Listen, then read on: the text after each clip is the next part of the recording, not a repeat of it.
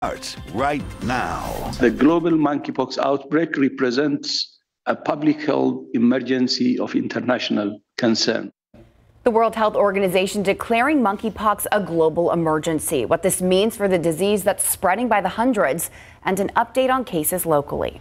But first, tonight on the Nightbeat, right now, fire crews are on the scene of a house fire over on the city's north side. But that's not all. So are CPS energy crews. The street is now closed as those crews get to work. The Night Team's Patty Santos is live at that scene for us tonight. Patty, what do you know so far?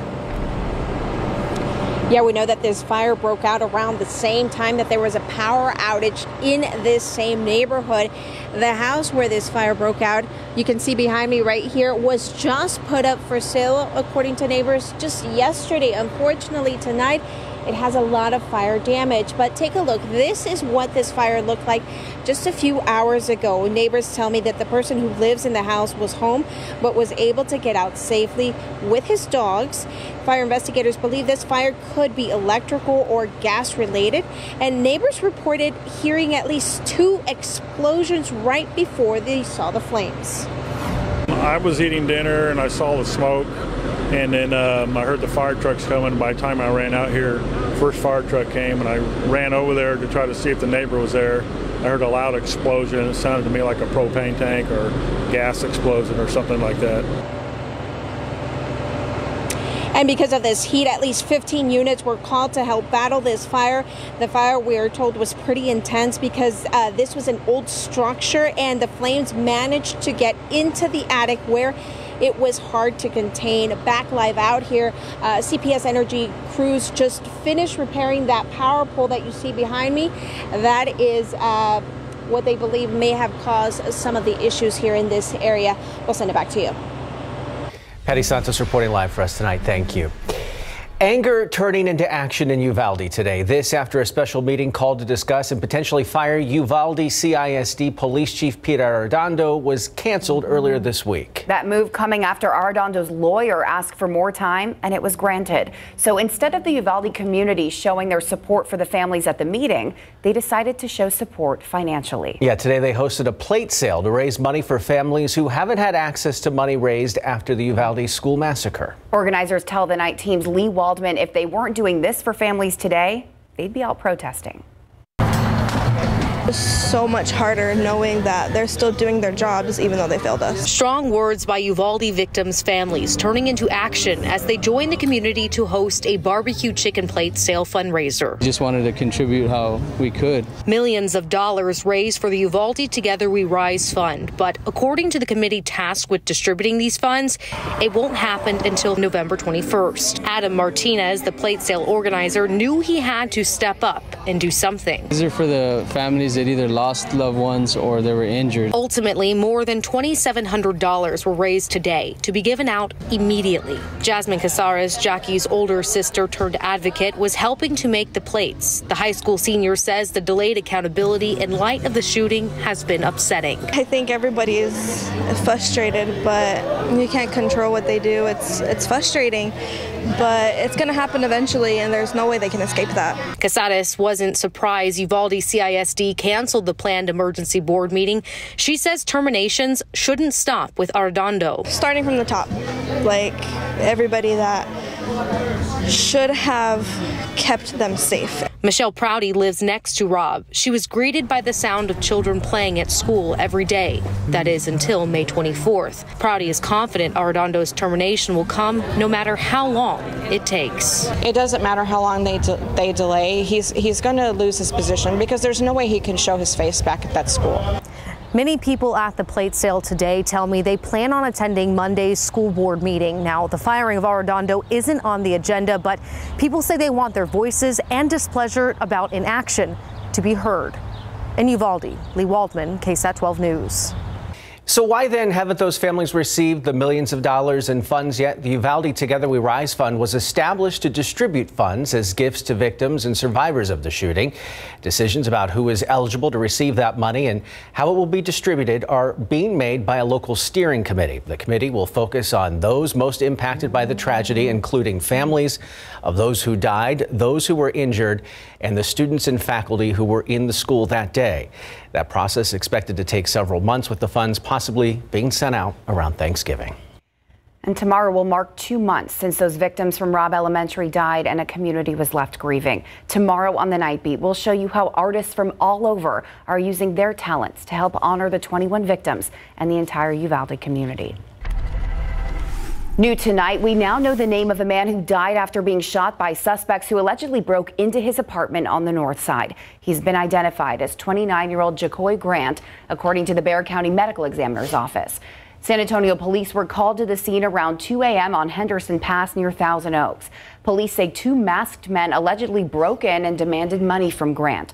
At some point, Grant was allegedly pistol whipped and shot in the chest before the suspects ran off. No arrests have been made.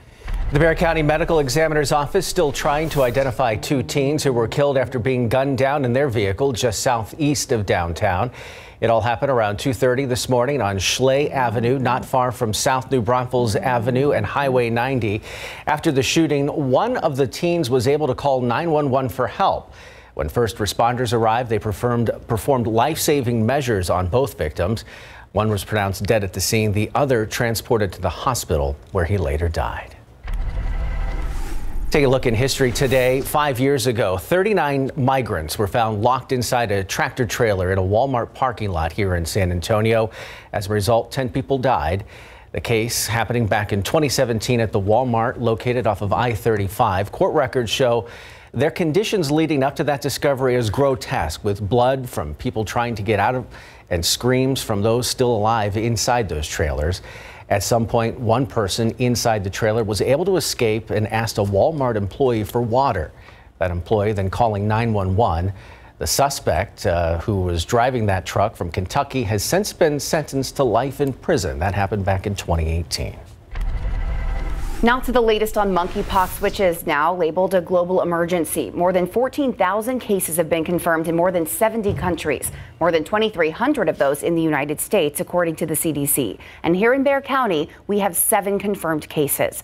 Monkeypox is considered a mild illness. Symptoms which start within 3 weeks of exposure can include fever, headache, fatigue, and muscle aches. A rash or lesion occurs in the face and then spreads throughout the body. Doctors say it spreads through close contact, mostly through skin-to-skin touching. Last week, the U.S. Department of Health and Human Services says it ordered 2.5 million doses of the vaccine. Well, July is almost over, which means for many kids, it's almost time for back to school. And that's exactly what happened today at an event in Windcrest, where dozens of volunteers showed up to help out with the 4th annual Back to School Bash to give out more than 2,000 backpacks full of school supplies. The event opened to kids from elementary to high school. Those in attendance say they're grateful for the support for their education. I think it's been really great today to come out and get everything for free and have fun. That event today also offered a health fair where healthcare workers provided screenings along with education of community services available. It was another hot day for us. No surprise there. We got to see temperatures up to 101 for the high temperature, our 44th 100-degree day. And hey, at least the aquifer has kind of improved over the last 24 hours. It's mainly because there's not much pumping that goes on the weekend, but the aquifer is up about half a foot over the past 24 hours, still nearly 30 feet below the monthly average. And in the pollen count today, molds were present, but only in low amounts. Even that Saharan dust was very light outside. So today we got up to 101 for the high temperature. That's about 5 degrees above the average and 4 degrees shy of a record. Elsewhere, it was 102 in Del Rio, 106 in Cotulla, 103 in Pleasanton. Hot all around. A lot of people trying to cool off by a body of water. Coming up, I'm going to show you your floating forecast for tomorrow, and we'll talk about the health of our local rivers because of this drought. I'll have that forecast coming up. Summer wildfires. This while millions are still under heat alerts. The dangers happening from coast to coast. Plus, with electric bills sky high, some might be thinking of other options like solar panels. In our latest KSAT Explains episode, we'll show you how much of a money saver it can be. And happening today, it was a bittersweet send-off to Burbank High School. The memories left behind by the alumni who stopped by, and what's happening to that school next when we return.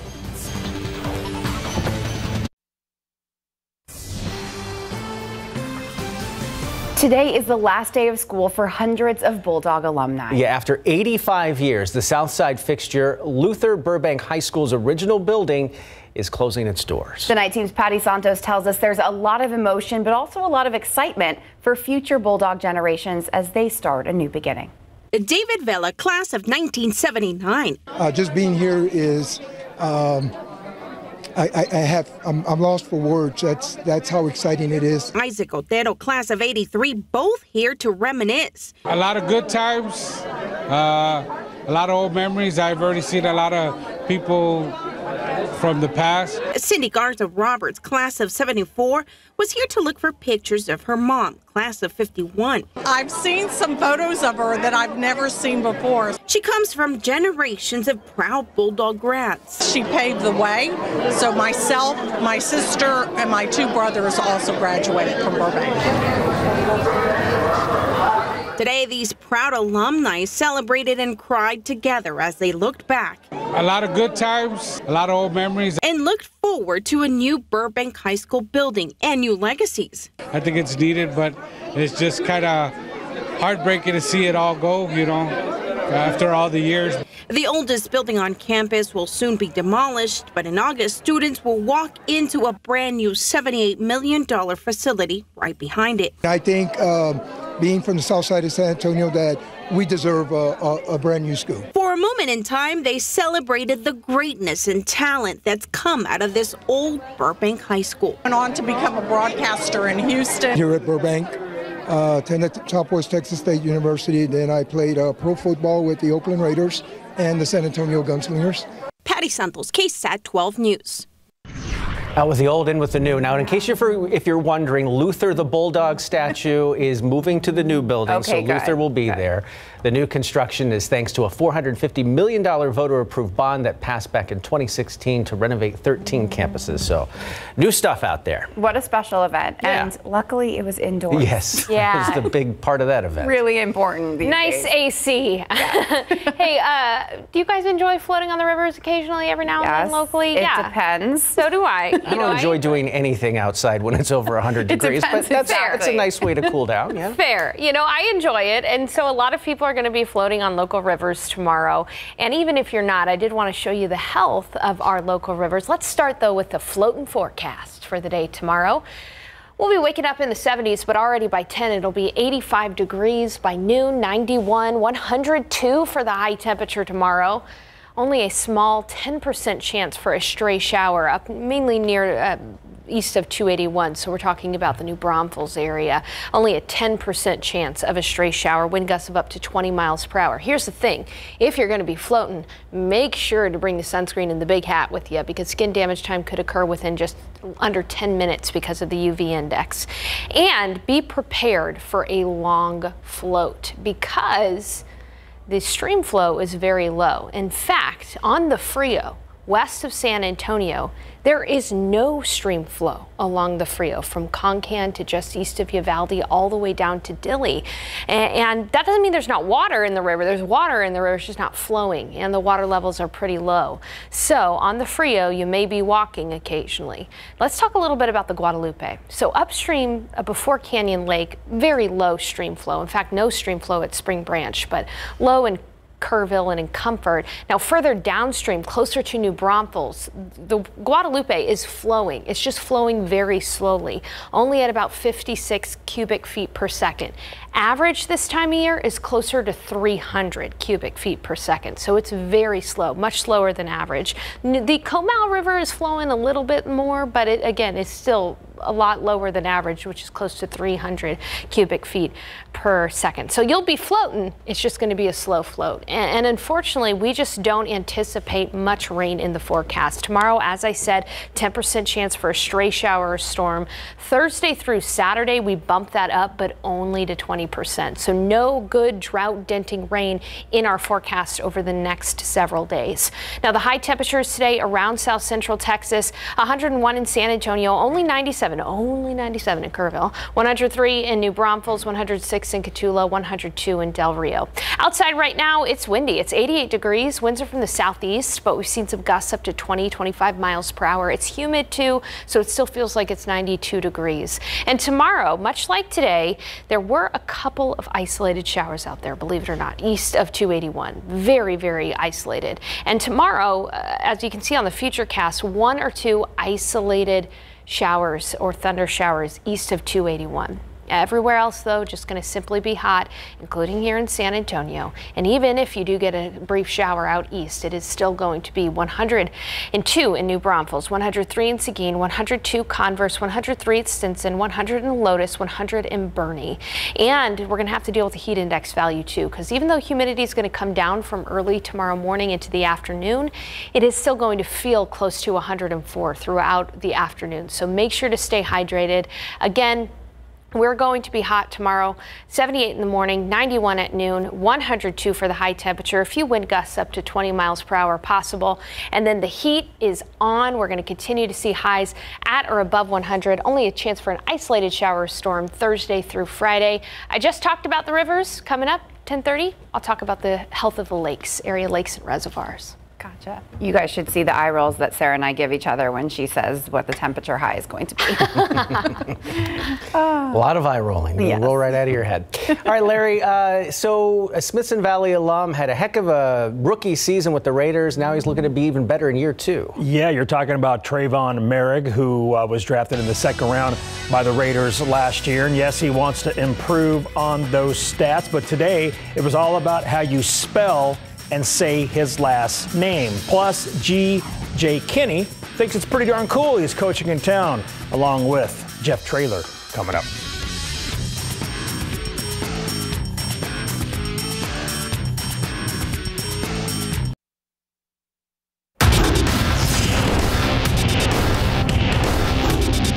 How would I grade my rookie season? I mean, it was fun. I mean, I wouldn't grade it or compare it to anybody. You know, I just look at it as it was a fun season. I made a lot of, friends, new teammates, a lot of bonds, and just learned a lot of football from being my first year as a rookie. Raiders safety Trayvon Merrick passed his rookie season with flying colors in big board sports. Pro football coverage, powered by Davis Law Firm. Trayvon Merrick's rookie season was so good, he was the only member of the Las Vegas Raiders draft class to be selected to the Pro Football Writers of America's 2021 All-Rookie team. He started all 17 games, and he played 99.48% of the defensive snaps. Today, during his Q&A with the media at training camp, Trayvon had a funny moment when asked about his name. Merrick. First name. Yeah, Trayvon Merrick. Trayvon. Yeah. Appreciate that, though. No, it's all good. I know it's kind of difficult. Between the E and the D? Yep, just a apostrophe E. Yeah. Yes, ma'am. Yes, ma'am. I appreciate that. That means a lot. It's all clear now. You know, we did the same thing with Trayvon during his early days at Smithson Valley High School. Heading into training camp next week, CeeDee Lamb is the Dallas Cowboys' #1 wide receiver. Amari Cooper was traded to Cleveland, and Michael Gallup is coming back from an ACL injury. So that currently leaves Lamb as the boys' top receiving threat. And according to Cooper, Lamb is ready to be the man if Cowboys offensive coordinator Kellen Moore gives him a shot. Here's what Coop told 1310 The Ticket in Dallas. CeeDee been ready. CeeDee has been ready. Again, it's just about opportunity. I think if Kellen decides to, feature him, he's definitely ready to step up. CeeDee is a playmaker. I'm just reminded of that Vikings game, when we were breaking the huddle. He was ready. He was ready then. He's like, I want this fade. So, and then we all seen what he's able to do when you throw him a fade. So, he's been ready. He's going to make the plays when his jersey number is called. And I can't wait to see it happen. Entering his 3rd NFL season, the boys clearly feel Lamb is ready for a bigger role. From fans to Madden, the Houston Texans are not getting any love from outside of their own locker room. After finishing 4-13 last season, Vegas predicts their over-under at 4.5 wins this season. On top of that, Madden 23 ranks them last out of 32 teams with an overall rating of 74. In college football, Incarnate Word is ranked number 16 on the 2022 Athlon preseason top 25 list, marking the first time in program history that the Cardinals are ranked in the preseason polls. Last year, under head coach Eric Morris, the Cardinals went 10-3 overall, 7-1 in conference to win the Southland title outright for the first time, and they advanced to the second round of the FCS playoffs. After Morris left for Washington State, the Cardinals hired G.J. Kinney as head coach. This week at Southland Conference Media Day, Kinney talked about his friendship with UTSA head football coach Jeff Traylor and how special it is that both are head coaches in San Antonio. Yeah, Jeff's been awesome throughout the whole process. You know, I got to play for him my senior year, and just a guy that I've really leaned on throughout this whole process. We got to work together at SMU and Arkansas, and then continued that relationship at his different stops. And so yeah, when we got to both to San Antonio, I'm going to be in the son's wedding, Jordan, and really excited about that. And Jeff's family to me. So being in San Antonio and getting to share our families and all that's been really special. Kenny's first game as a Cardinals head coach is set for Saturday, September 3rd at Gale and Tom Benson Stadium against Southern Illinois University. Houston Astros pitcher Lance McCullers Jr. was in San Antonio when he got his first call to the majors. We got that later in sports. Always exciting when they come here to one of the smaller fields to get ready to go back to the big leagues. Thanks, Larry. All right, well, after the massive power failure during the February 2021 winter storm, there's been a big focus on power sources in the state of Texas. The pros and cons, advantages and disadvantages. When it comes to renewables, solar power is gaining some steam. It gives me the advantage of not worrying about what the price of gas is because I drive on sunshine. So how does it work? And is harnessing the power of the sun as easy as it sounds? We have those answers in the latest KSAT Explains episode. Next.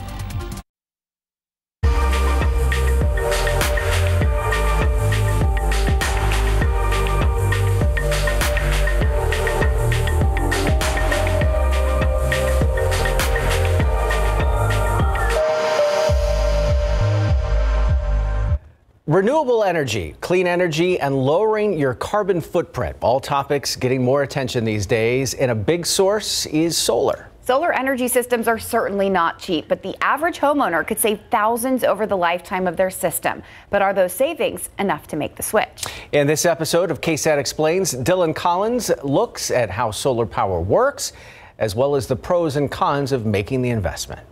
If there's one thing we have plenty of during South Texas summer, it's sunshine. And these days, those rays aren't just for natural light.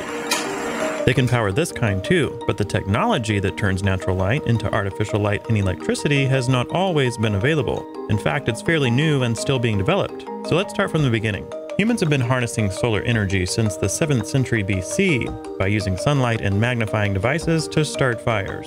Centuries later, in the early 1950s, scientists created the first silicone photovoltaic cell. That's basically the technical name of a modern-day solar panel. And it was discovered by accident. They were researching the properties of silicon semiconductors, and they found that when certain impurities were added to the silicon, it generated a strong electric current when exposed to sun. So how can energy from a giant star millions of miles away go into a piece of silicone and charge this or your entire home? Think back to your high school physics class. Heat represents energy. The sun produces heat and light. The solar panel generates electricity when exposed to that heat and light through what is called the photovoltaic effect. So that's how the solar panel itself works, but what about the whole solar energy system that's installed in your house? The silicon in these panels are stripping off the electrons from the UV rays. They put them all together and send them as a current to this box. So this is an inverter. It's taking the direct current and it's inverting it into an alternating current. The power that you use inside your home or your business is alternating current. From there, the power goes down a long stretch of wires and into an electrical box. The smart meter uses 100% of that solar power first, and if more energy is needed, The meter will pull more electricity from the energy company. If it has too much solar production, it sends it to the grid and CPS buys it. So now that you know how it works, how do you know if solar is the right option for you? A company called Big Sun Solar here in San Antonio partners with CPS Energy. They say customers usually have some or all of these goals in mind when choosing solar. First, they hope to lower the utility bill. They're also concerned about the environment and want to lower the carbon footprint, and they're just interested in the new technology. I have 2 electric cars, and in addition, we see electric bills going up and up, and so it seemed like a good idea to look into it. In San Antonio, CPS customers have a few options. They can tap into what's called community solar, they can use rooftop solar, or they can choose both. The more conventional way is to just have solar panels installed on your roof, but not everyone has access to a roof though, right? Some people rent, some people live in apartments, some people have beautiful shade trees. That's where community solar comes in. It's a program unique to CPS customers, giving them the option to purchase solar panels that are kept in secondary locations, like solar farms and on top of more than 100 parking facilities around the city. Just like rooftop solar, just like solar ownership, except you're putting it somewhere else. The power produced from those panels is then sent to CPS, and the solar customer sees the benefits in the form of a credit added to their monthly bill. For example, if your family uses $30 worth of energy during the month, but your solar system produced $20 worth of energy, you only have to pay the difference of $10 on your CPS bill. That means your solar system saved you $20 that month. If you're like Dr. Raj Narayan, who lives here in San Antonio, you can have both rooftop and community solar. It's, been quite rewarding. But it wasn't an easy decision for Dr. Narayan. I did have to study it for a long time. In 2018, when Dr. Narayan began his solar journey, the price of solar energy was around $3 per watt. Over the years, that price has gone down significantly, but due to the recent supply chain issues, that price has returned to around $3. After federal tax grants and rebates, you can expect to pay about $2 per watt. And while $2 doesn't sound like a lot, the initial investment cost, a large upfront cost. It has this high upfront cost. The numbers add up pretty quickly. The average 8 kilowatt residential system should cost around $25,000 before rebates or tax incentives. For Dr. Narayan's house, and it was $30,000 for community solar and $10,000 for rooftop, so I'm out $40 total. The other cons? The sun doesn't shine at night, so you need to stay connected to the grid. Another con is that it needs maintenance, so you don't put it up here and then forget about it. The bottom line is, solar energy right now is an investment that needs planning for most families. A tip, you can start small. Invest in a small system at first and then add on to it as it makes sense. For Dr. Narayan, the long-term benefits simply outweighed the price. It gives me the advantage of not worrying what CPS is going to do with electricity rates. It gives me the advantage of not worrying about what the price of gas is, because I drive on sunshine. But with a high upfront cost, how and when could you start seeing those benefits? Well, the upfront answer is almost immediately. Customers will start seeing their electric bill decrease once their solar system kicks in. My net cost for electricity and power in general to both power my house during that 6-month period of time and drive my electric vehicles 140 miles a day between myself and my family was only about $53 a month. But breaking even on your investment is a different story. My break-even time period for my solar panels on my roof will be on the order of between 6 and 7 years. Once it pays back, you essentially are getting power for free. As solar technology continues to grow, what can we expect in the future? It's a very promising future. I'm very optimistic on that. Will there ever be a day that we can completely rely on solar energy and disconnect from the grid?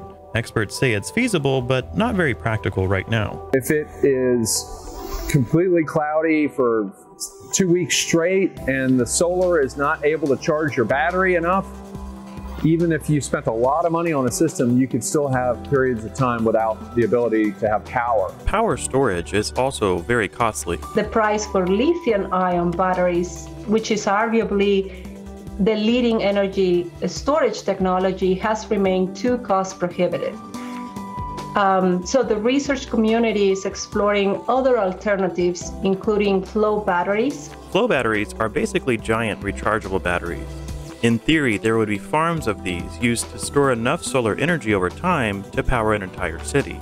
but that's still just a theory. Environmental experts say San Antonio could be carbon neutral by 2050. The Environment Texas Research and Policy Center ranked San Antonio #1 in Texas and #5 in the nation for solar energy. On KSAT.com right now, we also have some tips on how to keep your homes cooler and how to use less energy. If you scan the QR code right there, it'll take you to the KSAT Explains page where you can watch this episode and all of our other ones covering a wide range of topics. We'll be right back. As a heat wave engulfs the country, firefighters in Mariposa County, California are racing to get the upper hand on the Oak Fire that continues to move towards Yosemite National Park. The wildfire started yesterday. Flames there burning more than 11,900 acres, leaving at least 15 buildings destroyed and coming dangerously close to 2,000 others. It erupted yesterday as firefighters made progress against an earlier fire that burned to the edge of a grove of giant sequoias in the southernmost part of Yosemite Park.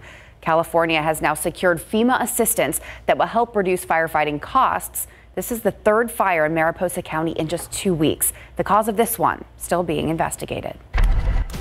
Back here at home, taking a live look outside with live cam on this Saturday night. It is still warm out there, 86 degrees, another triple-digit day out there. What we need is some rain.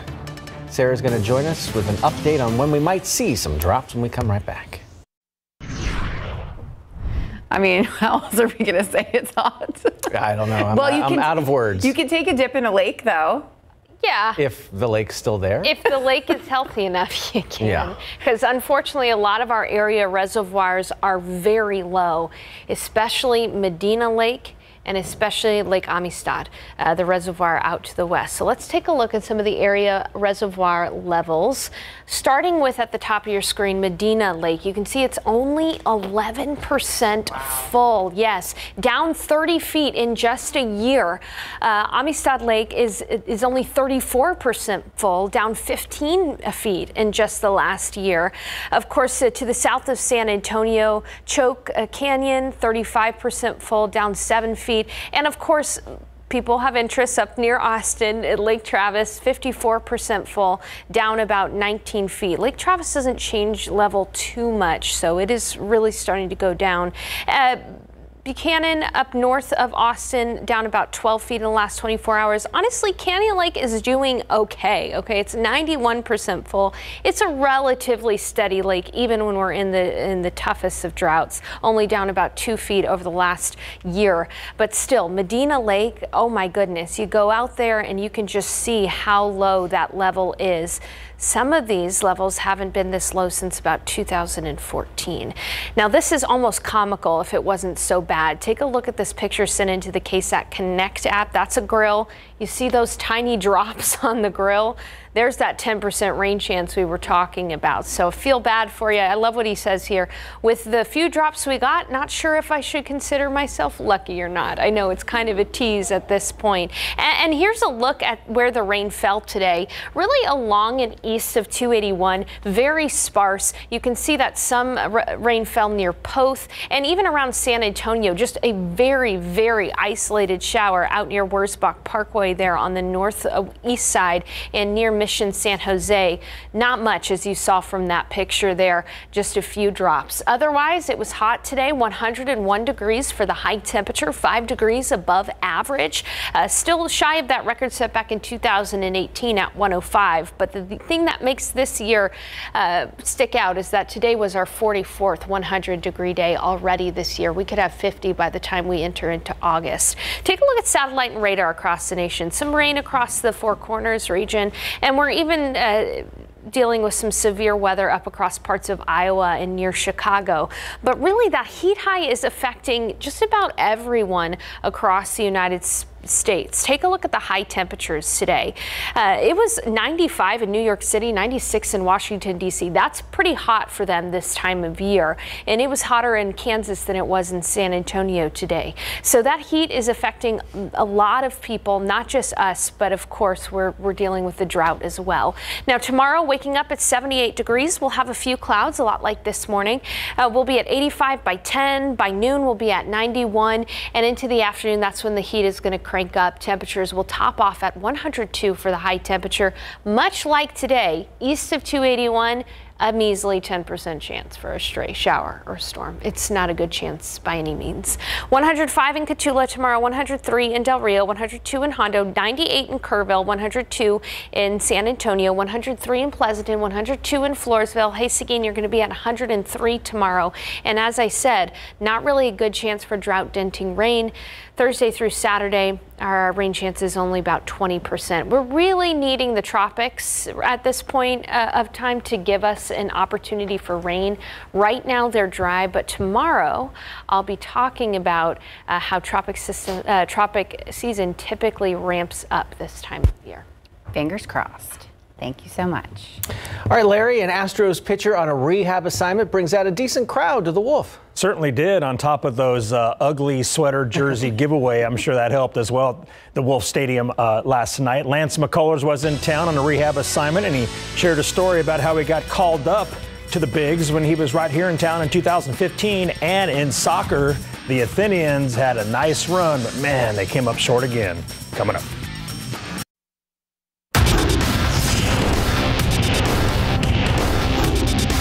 It was pretty hot out there and it was pretty dry, so usually not the best combo, but yeah, it was good.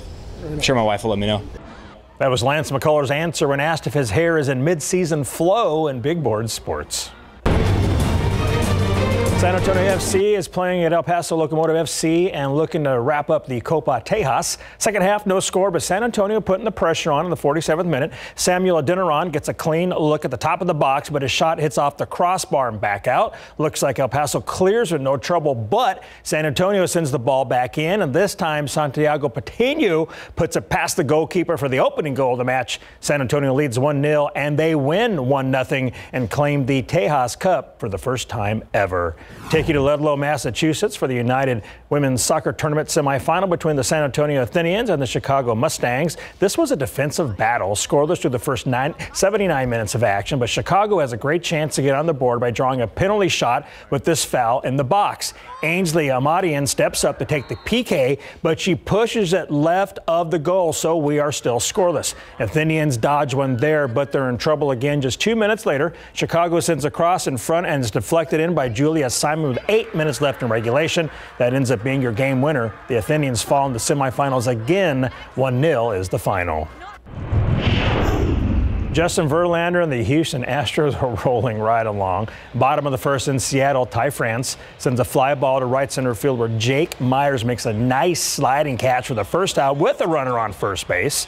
Top of the fourth now, the Astros have scored 2 runs, capped off by this RBI double from Yuli Gurriel, scoring Kyle Tucker, and it's 2-0 Astros. Justin Verlander went 7 strong, striking out 9 and allowing 1 run. Astros win 3-1. Verlander improves to 13-1 to become the major's first 13-game winner this season. Houston is 4-0 since the All-Star break.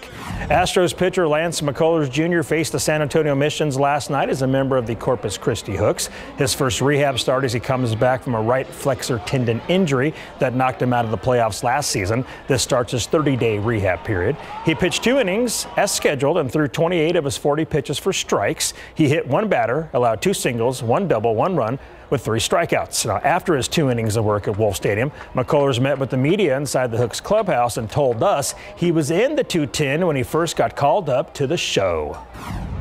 I came here back in early May of 2015, and this is actually where I got called up to the AAA or big leagues that we were waiting to see if a guy was going to be able to make a start. He had a bad blister, and so I got promoted here. My AA coach, Ronnie Linares, promoted me here and met the team in AAA and waited for the yes or no, and it was a yes, and I went to Houston and made my debut. Lance went 4 2/3 of an inning in his debut against the A's back in 2015. He allowed 1 run and he took a no decision. The Missions played the CC Hooks again tonight, and the Missions take it 7-4. These two will close out their 3-game series tomorrow night at 6:05. Good memories for Lance and nice hair. Right? Yeah. Nice hair. He does have mid-season flow going on. Hey, any season. It's on point. Thanks, Larry. We'll be right back.